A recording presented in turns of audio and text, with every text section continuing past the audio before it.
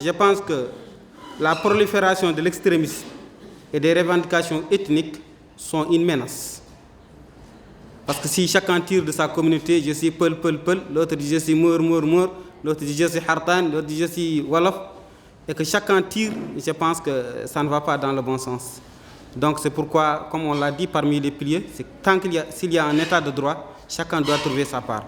Mais les menaces, ces considérations vont ressembler presque à l'existence du tribu ou de l'ethnie. Parmi les menaces, la négligence ou la non-réglementation ou le non-règlement des dossiers épineux. On peut citer par exemple le dossier de l'esclavage qui chaque jour, de jour en jour, on en parle, il revient, que ce soit le dossier des déportés qui de jour en jour aussi revient, que ce soit la question des passifs humanitaires, les questions de terre, la question de la justice. Je pense que ce sont des questions, des questions qui reviennent chaque fois. Nous avons besoin sérieusement de les solutionner et de passer à l'essentiel. Je pense aussi que parmi ce qui peut constituer les menaces, c'est la persistance de l'inégalité sociale et économique. Je pense que s'il y a toujours une partie qui s'enrichit de plus en plus et une partie qui s'empauverit de jour en jour, je pense que ça ne va pas souvent dans le bon sens. Donc nous devons lutter contre cela. Et nous avons l'islam qui nous a beaucoup aidé dans ce sens. Omar ibn Khattab, parmi les Sahaba, qui a constitué un État musulman, à lutter contre tout simplement ces problèmes sociaux et ces problèmes économiques. Omar disait un jour, lorsqu'il disait que malheur à toi, que si un âne se casse le pied quelque part, Dieu te rendra compte de cela. Cela voudrait dire qu'il prenait conscience qu'il faudrait qu'il répare les routes, qu'il répare les goudrons pour qu'un âne ne se casse pas les pieds, pour qu'une personne n'ait pas des difficultés. Ces soucis aussi, nous en avons besoin. Je pense que l'absence de justice aussi est une menace. Parce que si personne ne se retrouve, je pense que ça peut constituer un jour un danger. Je pense aussi que la prolifération des quartiers ethniques ou claniques est très aussi dangereux.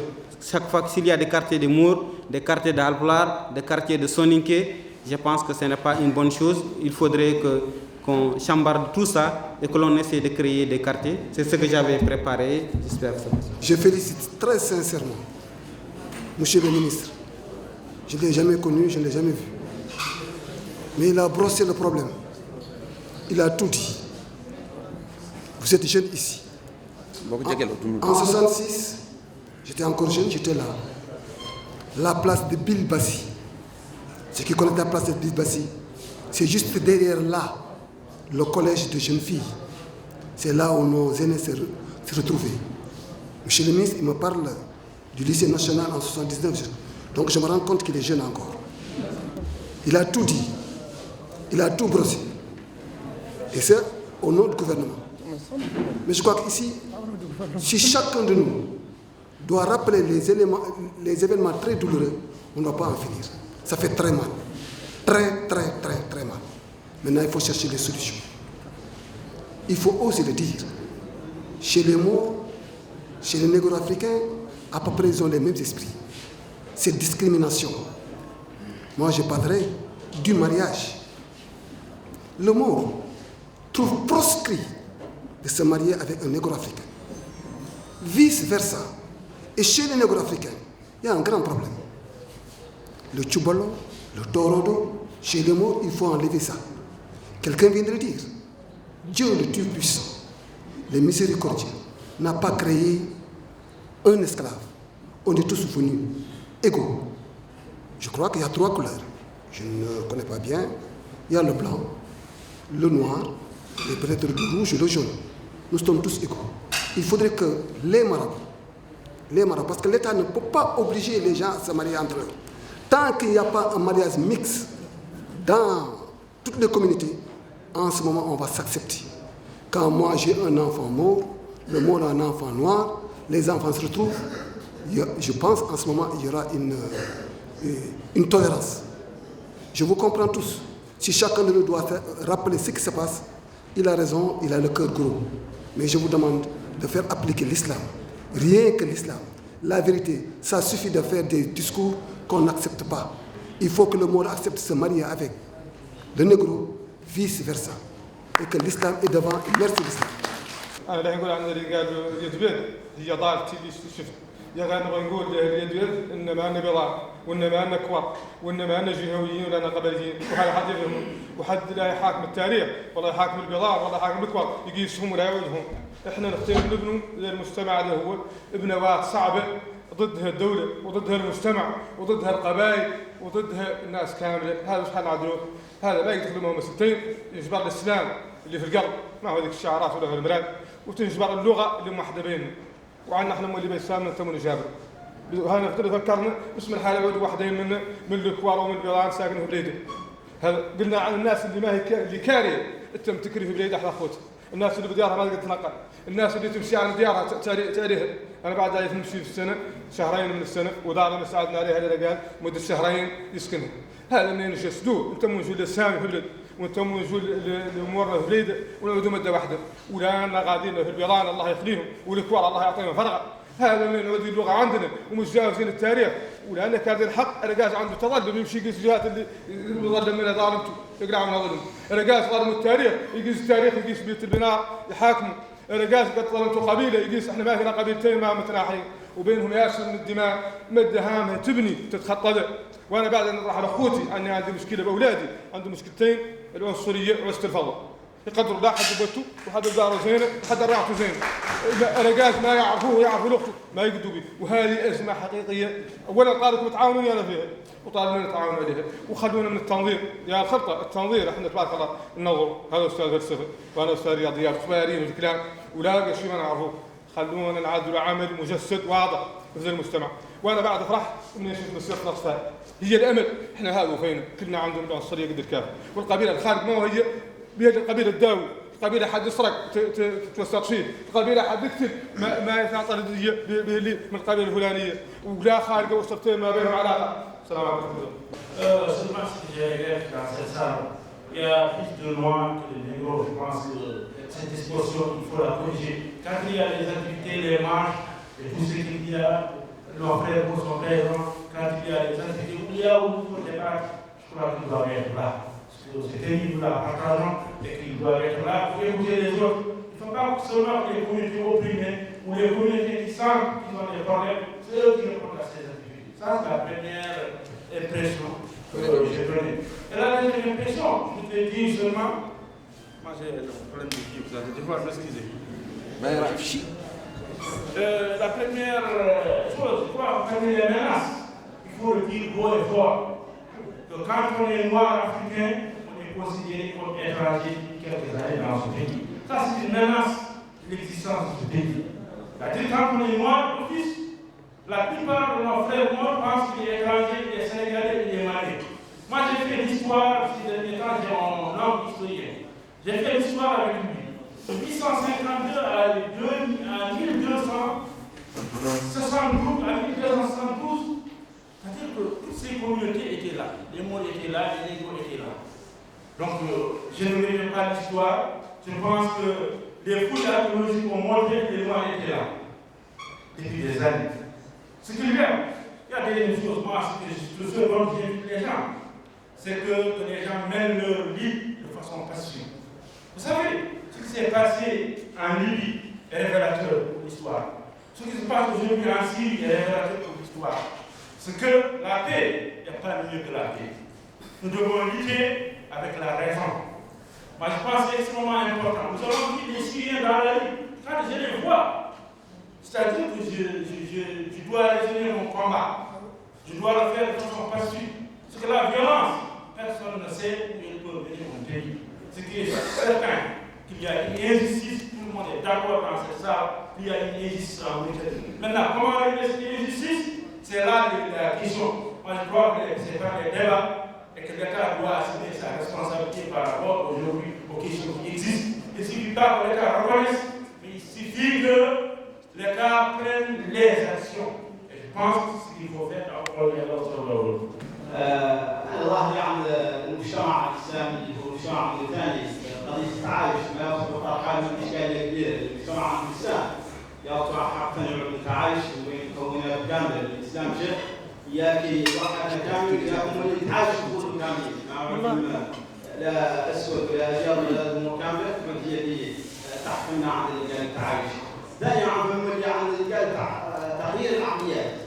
تغيير العقليات عندنا الزايد في المجتمع، عندنا العقليه عندنا عقليه ذاك عندنا كبار قيم يكون ذاك وكبار قيم يكون ذاك. العقليه السابقه تغيرت بتاتا ما لا يحدد قالوا تعايش ولا يحدد قالوا الامور.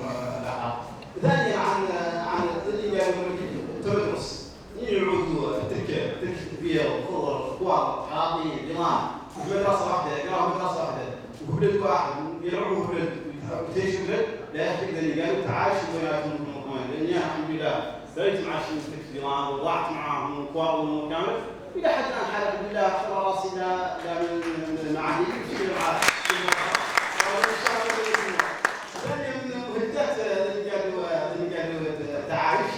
هو عدم تغيير العقليات وعدم التمدرس. ثانيا عدم فهم الاسلام الفهم الصحيح لجميع النبي صلى الله عليه وسلم ان اصلا في المجتمع جاهلي. الاول الشعب يقول هو بعد التوحيد اللي عادهم اللي قال تعايش وجيه للمدينه عايش وين بلال وصهيب وابو بكر الصديق وعمر واصبح فهم تعايش حقيقي واصبح فهم وحده اسلاميه حقيقيه لذلك استطاعوا ان يجتاحوا الى عدم دوره كبيره. يعني أنا ربنا خلص وقع الحمد لله نشوف ثاني كامل. وهذا هو اللي أشير من أجل يدبير. يدبير دور نشوف ثاني كامل، دور نشوف ثاني كامل فيها عدالة وفيها مساواة وتمثل لا تمييز شرف إخاء عدل تراعوا فيها. ما نرى وصية واحدة اللي قاعد في نقول عنكم توما يلا تعتبروا أنفسكم والجميع لا تعتبروا. ولو رجعنا عندي لدينا الله على حق عن جميع اعتبار مقصوها عنها. وين في المحاضرة سبت لك أحداث والله يعني تشتبه طالب عدانا يتغير صوت محزن بهذه أحداث مؤلمة وتحزن. عباد كثيرة اللي قال لكم آخر وزير عنها ما هياك حد تشاعر هي إياك تتفاداها مستقبلا. إياك ما أتينا للبلوغ وأنا نملي الذكر عن متبدأ المنتبهين برواية أساسية عن الأحداث عن الروايات الغادية محليا ودوليا. نحن في جهات استعمارية وجهات صهيونية ما تخدم لسان الصالح ولا تخدم لسان الشعب واحد ولا تخدم الإخوة. معنا عنا كسفارة يلا نتبهوا للقضية والحلمين معنا. وكل ما تلاقي يخرج شيء من ذا ما فينا حد يقول ولا فينا حد يقبل تخرج بيتا وعندو كامل ضدها وعندو مصلحين وضرع حاسين ضد بيتا وانتم كامل معكم صغار جمعية ويلا تموت تعود تمثل وفي البلد والنشاطات والذي شايفين بها نحن نختار حتى أنا ما عرفت براسة من مجلس إدارة الجمعية ومهم عند الإدارة الجمعية وزين عندي حتى يجي يقول لي عمره وجمعية شافة حدث كذا كذا مو زين عندي ونعود ونغير ونربع أساس ونعود برنامجها وباكين وباب الناس كامل وبرامج اليوم الذي ولا عم تعتبر كانوا صغار الجمعية واليوم إذا ما تدخل فتنة اجتماعية ولا يخلو شيء ما صدينا وحلينا أكبر يمشي ولا خلوا الناس ولا ضروري من الخارج ومن الداخل يواجه يقول ما نعرف شعب واحد ما نقابل ولا تنقابل فتنة ولا لفتنة ولا نعرف شيء آمن عن دور العدالة والمساواة الاجتماعية.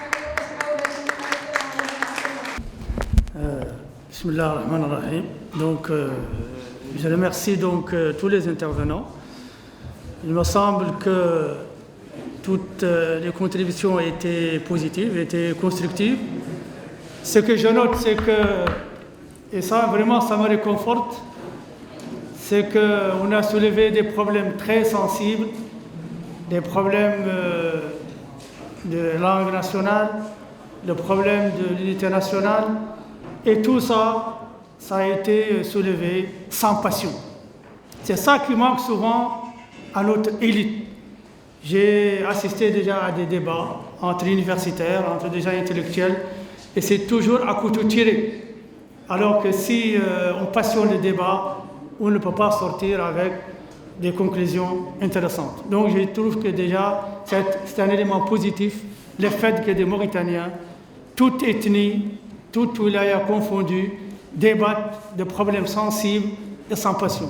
Ça, je trouve que c'est extrêmement important. C'est un acquis qu'il faut consolider, qu'il faut renforcer. Maintenant, je crois qu'il serait illusoire de dire que dans ces pays, il n'y a pas d'injustice. Ça, c'est illusoire, c'est utopique et serait malhonnête. Il y a des injustices et qui ne frappent pas uniquement les Négro-Mauritaniens. Même chez les morts, M. Diallo Moussa, même chez les morts, ça les frappe. Alors non, il ne faut pas toujours généraliser, dire ça c'est les Halpolars qui sont victimes, ce sont les Wolofs qui sont victimes, ce sont les morts qui n'ont pas levé le moindre doigt lorsqu'il y a eu des événements en 89. Les morts aussi sont victimes d'injustice. Même quand on parle de mariage, même entre les familles, entre des cousins, il y en a qui ne donnent pas la main de leur fille à leur cousin, parce que pour eux, il n'est pas notable, il n'a pas d'argent, il n'a pas ceci, cela. Donc moi je crois que c'est toute la société qu'il faut regarder et essayer de voir que partout il y a des injustices et il ne faut pas généraliser. Maintenant, comme je l'ai dit dans mon propos, il y a une responsabilité qui relève de l'État. Et ça, l'État doit essayer de résoudre ces problèmes. Il y a une accumulation. Nous, on est indépendants depuis près de 50 ans. Il y a eu des régimes qui se sont succédés. Et donc, chaque régime a une part de responsabilité dans ce qui s'est passé. Il incombe à l'État de régler tous les problèmes tous les problèmes. Et le jour où nous aurons un État de droit, comme je l'ai dit dans mon propos, s'il y a une justice et que personne ne soit au-dessus des lois, je crois que tous les problèmes seront réglés. Mais réglés dans le calme, dans la quiétude. Quand M. Diallo vous dit un État raciste et un État esclavagiste, est-ce qu'à votre avis, ça c'est des choses, des expressions appropriées? Parce que quand on dit un État raciste, ici je ne défends pas l'État, puisque je n'occupe aucune responsabilité officielle. Et si je l'occupais, je défendrais mes convictions. Mais quand j'entends État raciste, pour moi, quand on dit un État raciste, c'est l'État de l'apartheid. C'est avoir une législation qui privilégie telle frange de la population au détriment de l'autre. Il me semble que depuis que nous avons des constitutions, toutes les constitutions stipulent que tous les citoyens mauritaniens sont égaux en droit et en devoir. Maintenant, il reste l'application.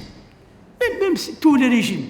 Mais il y a eu des Négro-Mauritaniens qui ont été chefs d'État, qui ont été chefs d'État-major, qui ont été ministres de l'Intérieur, qui ont été ministres partout. Donc, c'est des gens qui ont contribué à tout ça. Donc, il ne faut pas généraliser chaque fois dire ça, c'est telle communauté. Il me semble. Il y a des injustices qui frappent toutes les ethnies, qui frappent même au sein même d'une ethnie certaines classes. Les classes existent partout. Comme je l'ai dit, chez les morts, chez les Halpolars, chez les Sonoki, etc. Il me semble qu'il y a deux solutions. La première solution, c'est un État de droit, un État démocratique. Il y a par exemple, quand il y a des postes, mais moi je trouve que le plus utile, c'est d'abord de définir un profil de poste. Dire ce poste de directeur ne doit l'occuper que quelqu'un qui a tel diplôme, qui a telle expérience, qui a fait cela. Et ça, si vraiment il y a un État de droit, s'il y a une administration juste, c'est le méritant qui va avoir ce poste. Mais on ne va pas dire ça c'est le gros Mauritanien, ça c'est Haradien, ça c'est cela. Mais malheureusement, jusqu'à présent, ça n'existe pas. Et notre souhait, c'est qu'un jour, il y ait un État de droit où il y a des postes politiques. Par exemple, le poste de ministre, c'est un poste politique, poste d'ambassadeur. Et ça, chaque régime peut, c'est un pouvoir discrétionnaire, il peut nommer celui qu'il veut, qui il veut. Mais pour des postes techniques, il y a des profils, il doit y avoir des caractéristiques, il doit y avoir des conditions, et normalement, le critère principal, c'est le mérite, c'est la compétence, etc. Donc, et puis dire esclavagisme, tout ça, quand on voit toutes les mesures qui sont prises, dire aussi que c'est un pays, que c'est un État esclavagiste, alors que c'est une tare contrainte depuis des siècles, et pas uniquement la Mauritanie. Mais regardez les Noirs aux États-Unis, regardez en Europe, mais la traite négrière, ça a touché tout le monde. Donc c'est une accumulation, et si vous voyez, au niveau des mesures, au niveau des textes, l'État mauritanien favorise l'esclavage, ça d'accord, ça vous pouvez le dire. Mais il y a une accumulation, c'est un phénomène qui existe, et il me semble qu'il y a des mesures, ça ne va pas se résoudre du jour au lendemain, puisqu'il y a des problèmes qu'on ne peut pas décréter. Comme l'a dit quelqu'un, il y a une reconversion de mentalité qui s'impose. Et ça, c'est la société, ce n'est pas l'administration qui en est responsable. Si aujourd'hui, chacun prétend qu'il est, son rang est plus important que l'autre parce qu'il est guerrier ou parce qu'il est... Et ça, c'est dans toutes les classes. Je crois qu'on ne pourra pas avancer. Et ça, c'est une question de mentalité. C'est pas... Et ça, il faut le temps pour que ça change. C'est ça la réalité. Regardez aux États-Unis, regardez même en Afrique du Sud. L'Afrique du Sud, où il y a l'apartheid, où il y avait tout ça, et on pensait que l'Afrique du Sud allait être un pays égalitaire, juste, qui va ouvrir les portes à tous les Africains. Regardez ce qui s'est passé il n'y a même pas une semaine. On essaie d'égorger les Kenyans, les Somaliens, tout ça. Pour ça, c'est des Africains comme eux. C'est la xénophobie. Donc il y a des injustices malheureusement partout, mais personne ne souhaite que les injustices perdurent. Notre souhait est que l'État mauritanien s'attaque à ces problèmes, qu'il essaie de les résoudre, mais malheureusement, et ça malheureusement, je suis gêné de le dire, malheureusement la justice, il n'y aura pas une justice parfaite dans ce monde-là. Et dans aucun pays, il y a une justice parfaite. Vous voyez toujours les affaires, les scandales, tout ça, parce qu'il y a le dogme, il y a la loi et il y a la pratique. C'est ça malheureusement qui est là. Quelqu'un a soulevé le problème pourquoi on parle de l'islam, que c'est une évidence que c'est cela. Je crois que ça aussi, comme l'a d'ailleurs fait quelqu'un, il faut faire la différence entre l'islam en tant que doctrine, en tant que dogme, et les pratiques des gens. Est-ce que nous, on est d'accord avec ce que fait Daesh aujourd'hui, qui égorge les gens au nom de l'islam? Personne ne... Mais tout le monde sait qu'une lecture objective de l'islam interdit ça. Dès que vous dites « Ashhadu an la ilaha illallah wa Muhammad Rasulullah » on n'a plus le droit de te tuer parce que tu as d'autres idées, et cela. Donc ça, à mon avis, moi je trouve, et d'ailleurs quelqu'un l'a dit aussi, je n'ai pas dit que c'est l'islam, mais l'islam vécu et intériorisé, sincère et franc. C'est ce qui peut vraiment résoudre ces problèmes. Que l'islam ne doit pas être un slogan vide, creux, mais que les gens doivent les vivre au jour le jour. Ça c'est ma conviction. Ça c'est ma conviction. Je sais que si les Mauritaniens et les non-Mauritaniens vivent l'islam tel qu'il est, sans hypocrisie, sans choses de pernicieux, je crois que ça pourra résoudre beaucoup de nos problèmes. C'est ça la réalité. Certains ont soulevé le problème de langue. Le problème de langue aussi, c'est un problème qui se pose dans ces pays et qui se pose dans beaucoup de pays. Ce n'est pas aussi simple, ce n'est pas avec une baguette magique qu'on veut changer les choses. Comme je l'ai dit, l'essentiel est de dépassionner les débats et que l'État doit définir une politique linguistique qui préserve, sauvegarde les droits de chaque communauté. Et ça, c'est possible. Mais possible quand les intellectuels, les hommes politiques, les syndicats s'assoient autour d'une table et débattent sans passion tous ces problèmes. Quel est l'intérêt de la Mauritanie? Et c'est ça qu'il faut avoir toujours dans les yeux. L'intérêt suprême du pays. Qu'est-ce que ça commande? Qu'est-ce que ça dicte? Qu'est-ce que ça nous demande de faire? C'est ça, à mon avis. Vous avez un exemple vivant. Ibrahim Sarr, qui parle toutes ces langues. Mais personne ne l'a obligé à le faire. Ça, c'est un choix personnel. Et je vous assure, comme je suis professeur de langue, je sais que plus on apprend une langue, et plus on se renforce, plus on se développe. À mon avis, et si c'est un conseil à le faire, si j'ai une expérience à donner, si j'ai un conseil à donner, c'est d'apprendre toutes les langues, et particulièrement les langues nationales, mais aussi les langues internationales. Quand vous parlez avec quelqu'un, quand vous voyez comment il communique avec vous, mais c'est vraiment une source de joie. Je suis gêné parfois quand je veux communiquer avec un compatriote et qu'il n'arrive pas à le faire. Et vraiment, si je vois Abdallah Sarr et d'autres, d'ailleurs, il se trouve d'ailleurs dans notre communauté. Lorsque j'ai été à Kaïdi, et j'ai vu des morts blancs parler le polar sans accent. Mais je vous assure que j'étais très, très, très content. Comme aujourd'hui, il y a des halpolars, des sonékés qui parlent hassaniya sans accent. C'est ça, à mon avis, qui est important. Mais il ne faut pas, à mon avis, généraliser, etc. L'esclavage aussi, c'est ça. L'esclavage, il y a des lois, il y a des choses qui sont en vigueur, mais ça va demander du temps, malheureusement, surtout au niveau socio-culturel.